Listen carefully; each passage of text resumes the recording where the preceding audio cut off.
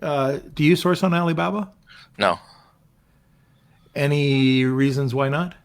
Um, s- uh, I have sourcing people that do it for me, so I can get much better pricing and much better deals, Right. and find the factories that are not on Alibaba. I mean, they have to be on Alibaba. These companies have to pay. So and so there's a lot of companies out there that if they're my philosophy is Alibaba's not bad. I'm not knocking Alibaba. I did source from Alibaba in the beginning. When I first started doing FBA 5 years ago, I got some stuff off Alibaba or Global Sources is another one. But now I don't like to go there because that's where everybody's going. So to find those differentiated products is hard.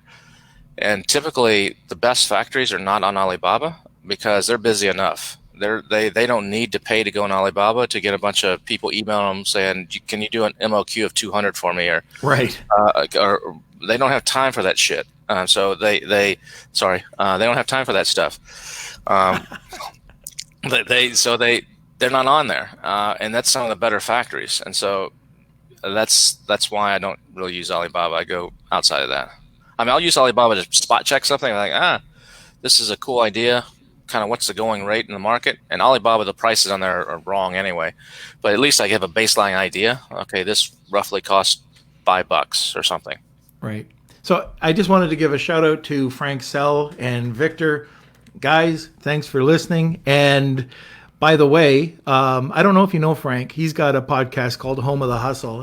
It's great, and he's got some really great beard oil. Just letting you know. But all right, we got another question here. So, is there a quick way to get a VAT in Germany and France? I've talked to companies, and they've said it takes 5